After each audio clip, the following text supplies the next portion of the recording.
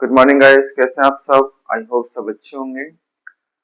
आज मैं इस वीडियो में आपको बताऊंगा फंक्शंस, हमारे स्ट्रिंग के जो फंक्शंस हैं कौन कौन से हैं। ओके, उनको हम वन बाय वन एक्सप्लेन करेंगे और आपको समझाएंगे। ओके, तो इसमें देखिए फर्स्ट हमारा है, सपोज करिए मैंने कोई स्ट्रिंग ली, हेलो इंडिया। ओके, अब हमारा फर्स्ट है लेन फंक्शन। ओके, एक्चुअली में लेन फंक्शन का काम क्या होता है? लेन फंक्शन का काम होता है कि जो आपके पास स्ट्रिंग है, एक्चुअली में उसकी लेंथ कितनी है। लेंथ का मतलब नंबर ऑफ कैरेक्टर्स कितने हैं। ओके, सपोज करें मुझे इसकी लेंथ मुझे फाइंड करनी है, तो हम क्या करेंगे, प्रिंट लेन ऑफ एस। तो ये करेगा क्या, ये इसकी लेंथ नंबर ऑफ कैरेक्टर्स कितने, 1 2 3 4 5 6 7 8 9 10 11। तो यहाँ पर 11 आपके प्रिंट होगा। ओके, क्यों होगा? क्योंकि ये जो हमारा लेन फंक्शन है बेसिकली ये क्या रिटर्न करता है, ये इंटीजर वैल्यू रिटर्न करता है। ओके, ये हमारी इंटीजर वैल्यू रिटर्न करेगा, नंबर ऑफ कैरेक्टर्स। एक्चुअली ये स्पेस है, ये भी आपका काउंटेबल होगा क्योंकि ये भी आपका स्पेस ऑक्युपाइड करेगा। ओके, तो ये था हमारा लेन फंक्शन। ओके, इसको बाद देखते हैं हमारे को कैपिटलाइज। ओके, कैपिटलाइज फंक्शन, तो यहाँ पे देखिए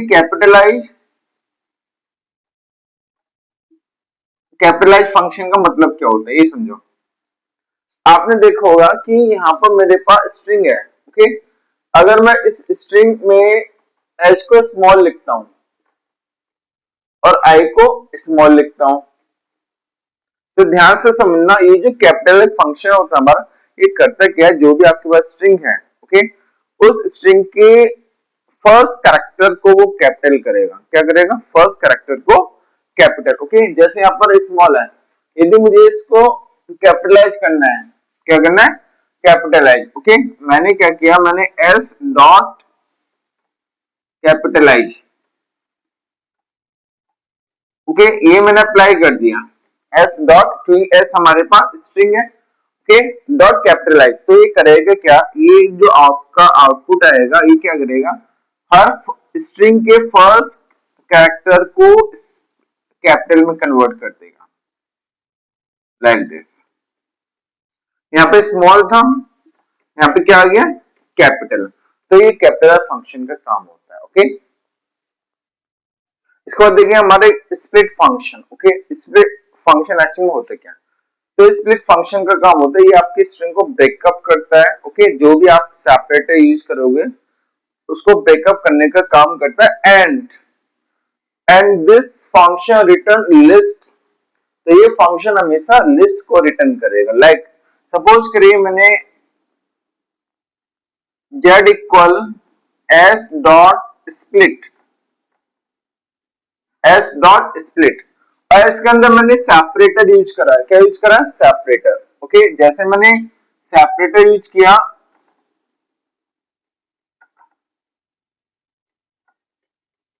यहाँ पर स्पेस हो गया। क्या हो गया? स्पेस। हमारा स्पेस हो गया, तो इसका मतलब क्या होगा, ये जहां पर भी हमारे स्ट्रिंग में स्पेस होगा, देखिए हमारे स्ट्रिंग में जहां जहां स्पेस होगा एक्चुअली में क्या करेगा, उसको वहीं से ब्रेक कर देगा और उसको इस लिस्ट में कन्वर्ट कर देगा। ओके, इट मींस यदि मैं प्रिंट कराता हूं यहाँ पर जेड को, तो ये करेगा क्या, देखिए यहाँ पे स्पेस है, मतलब जहां जहां स्पेस आपको दिखाई दे रहा है, तो एक लिस्ट बनाई उसने हेलो कॉमा, एक लिस्ट बनाई इंडिया। तो यहां से देखो ये क्या रिटर्न कर रहा है, लिस्ट, क्योंकि सेपरेट कहां से हुआ है, स्पेस से, और जहां से सेपरेट होगा और वहां पर आपका बाय डिफॉल्ट कॉमा आ जाएगा, क्योंकि ये हमारी लिस्ट को रिटर्न करता है। ओके, मैंने स्प्लिट का एक और एग्जांपल लिया है, जैसे मेरे पास स्ट्रिंग है, तो देखिए हेलो के बाद में कॉलन लगा हुआ है, सेमी कॉलन। क्या लगा हुआ है? Semi colon. इसका मतलब मुझे सेपरेट करना है सेमी कॉलन से। ओके, तो मुझे सेपरेट करने के लिए मैंने यूज करा Z equal S dot split, then मैंने यहाँ पर सेमी कॉलन यूज किया। क्या यूज कर रहा है यहाँ पर? Semi colon. इसका मतलब मुझे स्प्लिट कहां से करना है, एक्शन में मुझे ब्रेक कहां से करना है, जहां पर आपका सेमीकोलन होगा। अब सेमीकोलन यहां से है, यहीं से आपका ब्रेक होगा, जो ये हमारा सेपरेटर है, ये क्या है, सेपरेटर है। तो सेपरेटर क्या हमारा कॉलन, सेमीकोलन, तो यहीं से ब्रेक करेगा, ओके, और ब्रेक करके लिस्ट में प्रिंट कराएगा लाइक दिस। जैसे यहाँ पर मैंने इसका आउटपुट आएगा हेलो कॉमा इंडिया, ठीक है, तो ये लिस्ट में कन्वर्ट कर रहा है। आप जो भी सेपरेटर यूज करोगे, ओके, जिसके थ्रू आप यहाँ तो जो लिस्ट में सेपरेट होगी वैल्यू आपकी कॉमा के थ्रू होगी, ओके, बट यहाँ पर आप कुछ भी सेपरेट आप लिख सकते हैं, ओके, जिसके थ्रू यहाँ पर ये इस स्ट्रिंग को ब्रेक करेगा, ओके, और एक ब्रेक करने के बाद आपको एक लिस्ट में कन्वर्ट कर देगा, ओके। हमारे एक रिप्लेस, ओके, एक हमारा फंक्शन है यहाँ पर रिप्लेस करना,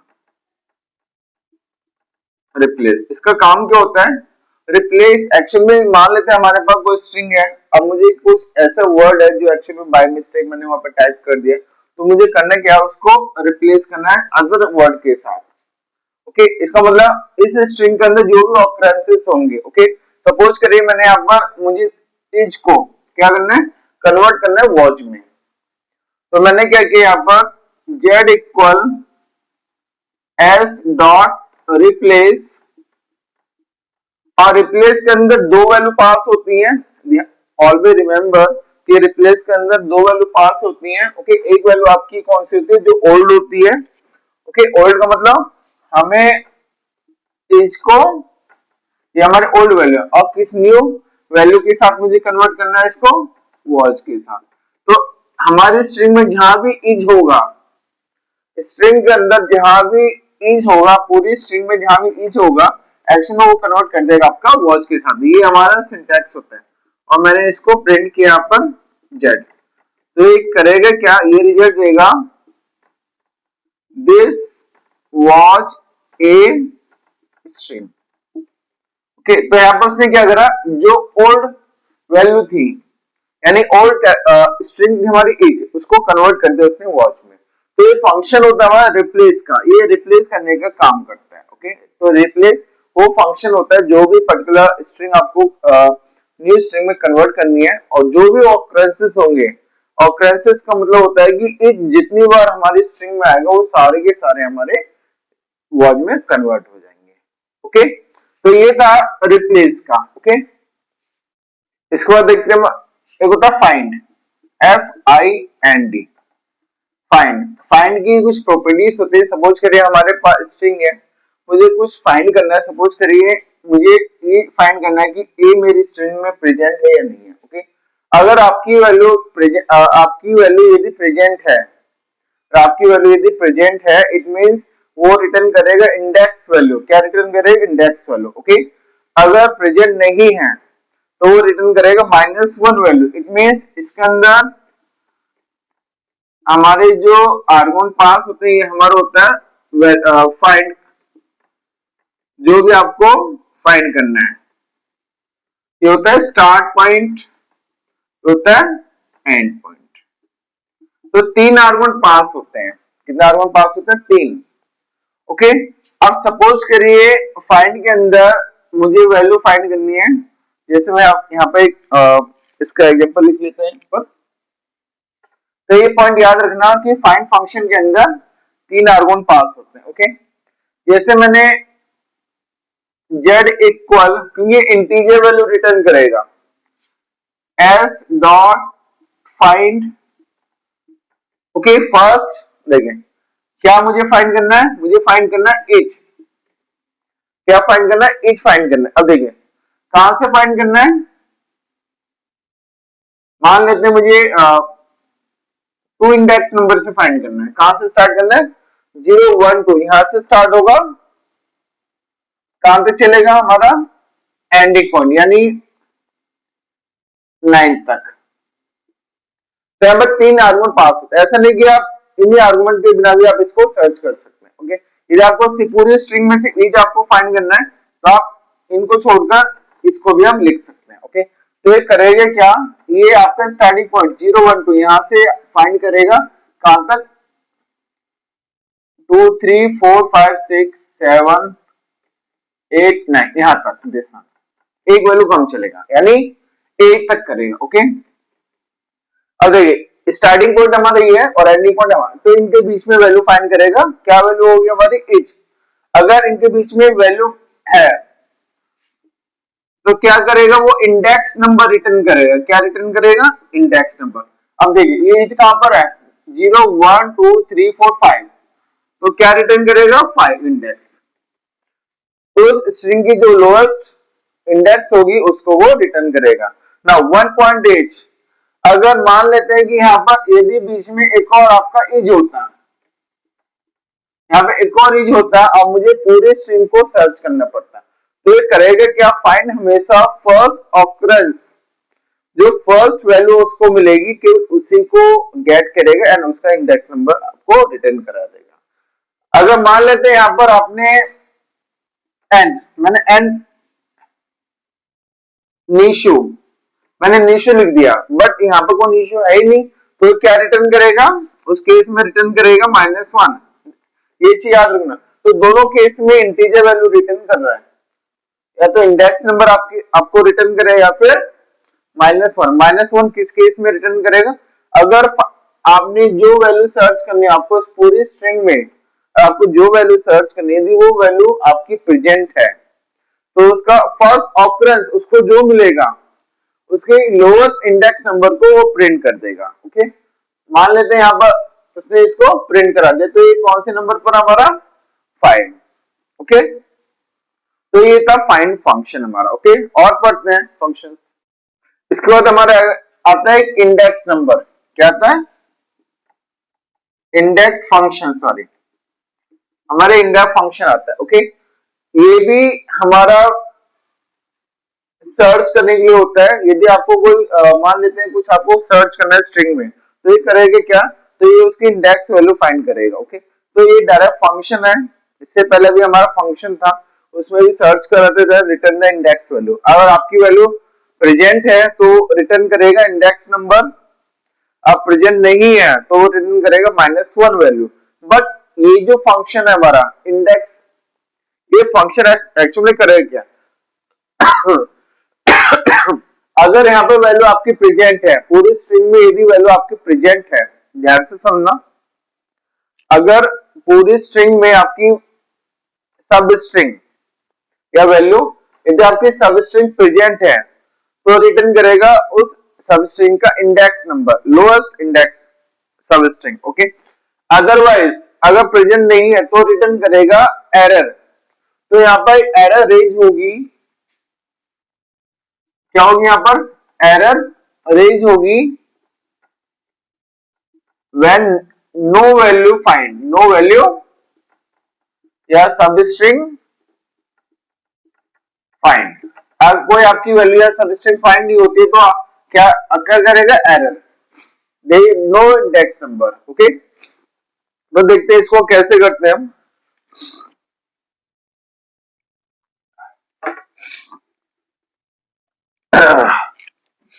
जैसे यहाँ पर देखिए मैंने z equal s dot index. Okay, मुझे सर्च करना है एज। ओके, अगर मैंने इसको प्रिंट किया यहाँ पर z को, तो क्या रिजल्ट आएगा? ये रिजल्ट देगा 0 1 2 3 4 5। क्या रिजल्ट देगा? 5, क्योंकि फाइंड में भी 5 आ रहा था और उसमें भी आपका 5 आएगा। अदरवाइज यदि मैं यहाँ पे लिखता हूँ z equal s dot index not age, अगर ये सब स्ट्रिंग प्रेजेंट नहीं है और मैंने यहाँ पे इसको प्रिंट कराया z, तो क्या raise error,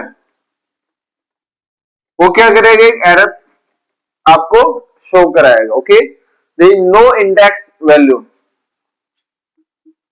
no index value. Okay, तो ये था इंडेक्स। फाइंड और इंडेक्स में डिफरेंस पूछा जाता है, तो हमेशा याद रखना फाइंड जो करता है वो भी सर्चिंग करने का काम करता है, सेम दोनों का सिंटैक्स है, बट तो उसमें क्या होता है कि यदि कोई वैल्यू आपके प्रेजेंट है तो वो आपके इंडेक्स नंबर प्रोवाइड करेगा, अदरवाइज -1 रिटर्न करेगा। तो दोनों केस में वहां पर वो इंटीजर वैल्यू रिटर्न कर रहा है।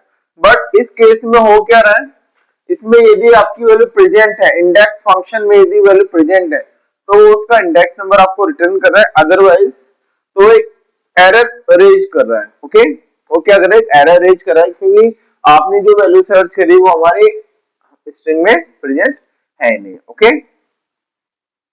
Thanks for watching.